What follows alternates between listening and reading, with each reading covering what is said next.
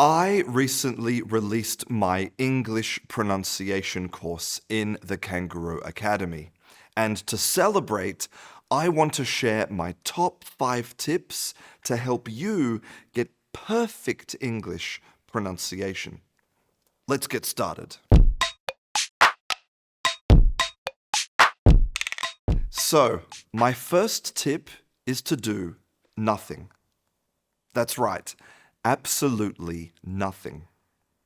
As a learner of English, you are surrounded by marketing that promises to teach you a British or American accent. And unfortunately, this is really problematic. Firstly, it shows a fundamental misunderstanding about the difference between pronunciation and accent. Pronunciation describes the way you pronounce sounds, and accent describes the way those sounds work together to create identity. So, British or American is a description of identity. So, unless you plan to change your identity, you don't need to imitate a British or American or any other foreign accent. But because of all that marketing, you probably have the idea that if you imitate a specific accent, for example, RP, then more people will understand you. That is absolutely not true. There is no particular English accent that will give you any communication advantage. But unlike accent, pronunciation is absolutely vital. But how do you know if your pronunciation is good? There is only one way to measure it: successful communication. If you are using your English and you are communicating successfully, then you have perfect pronunciation. You don't need to watch the rest of this video, and you don't need to waste any more time, energy, and money trying to imitate a British or American accent. You can have an accent and great pronunciation. Let's just take a moment. Take all of that anxiety, that stress and worry about how you sound. Take all of that learned prejudice about how your accent makes you sound stupid or difficult to understand, and let it go. Your accent is your identity, and it's beautiful.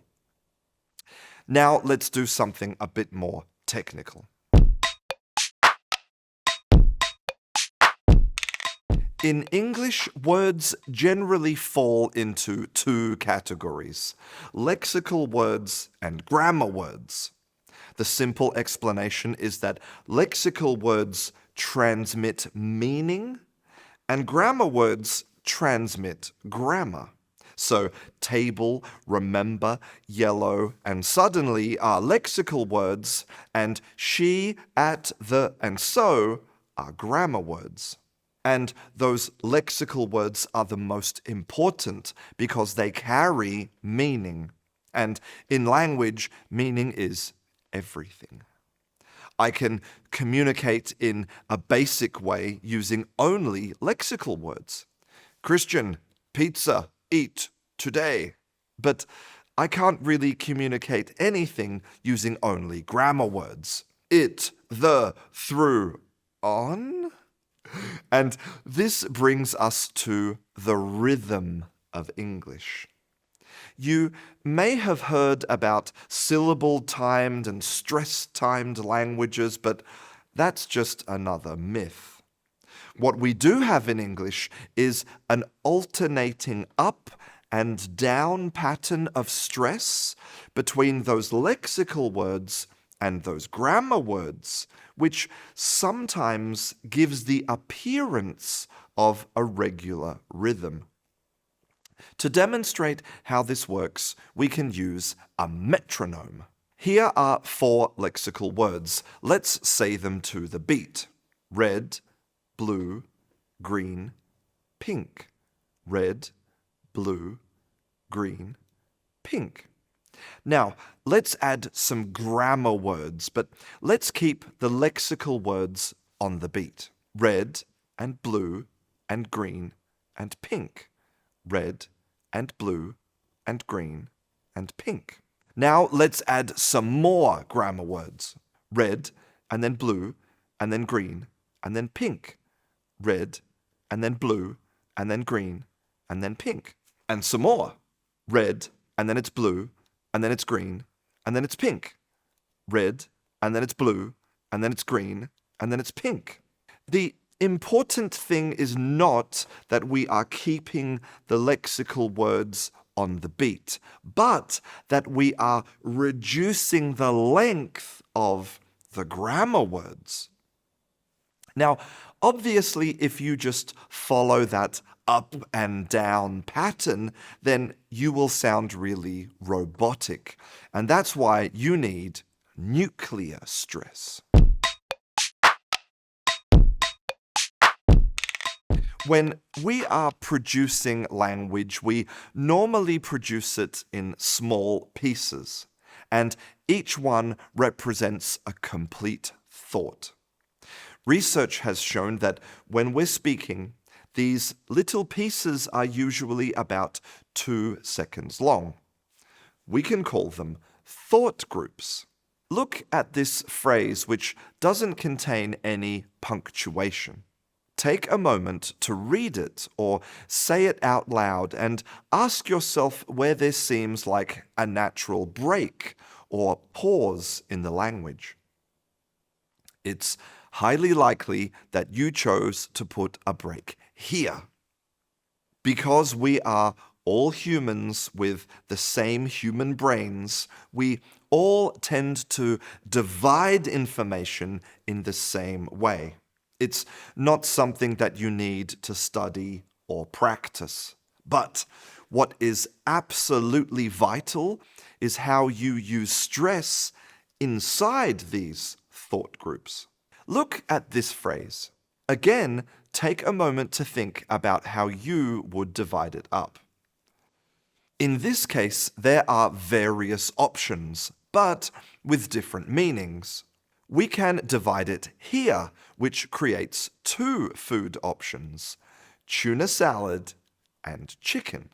Or we can divide it here, which creates 3 food options, tuna, salad, and chicken. The question is, how do we indicate these divisions when we are speaking? Pausing is one way, but there is a far more important way, using nuclear stress. This is a strongly stressed word in each thought group that breaks that robotic up and down pattern and focuses attention. In English, the general rule is that we put the stress on the final lexical word of the thought group. So in this example, we would stress the words salad and chicken. You can have tuna salad or chicken. But in this example, we would stress tuna, salad, and chicken. So you can have tuna, salad, or chicken.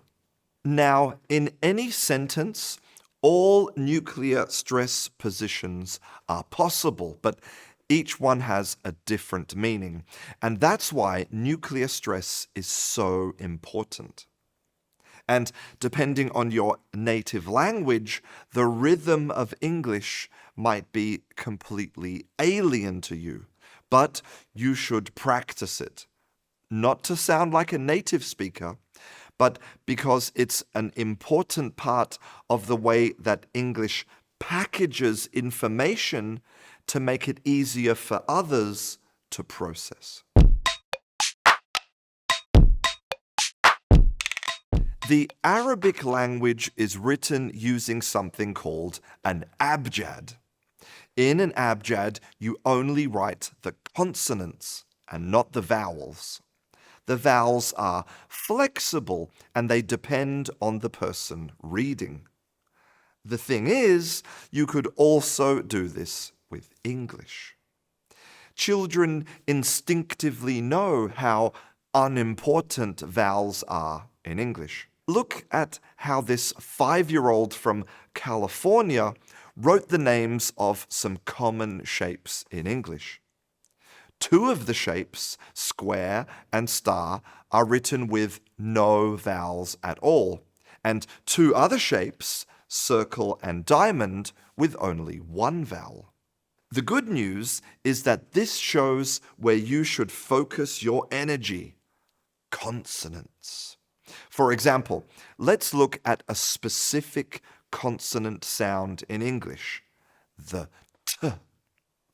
Now, depending on your native language, this sound might be easy for you, or it might be really difficult. But this sound requires a lot of physical effort to produce. First, we need to make sure that we have enough air in our lungs. Then we need to raise up our tongue to touch the front part of the roof of our mouth to block the air. Then we need to create some pressure. And then we need to bring down and release our tongue and explode with air.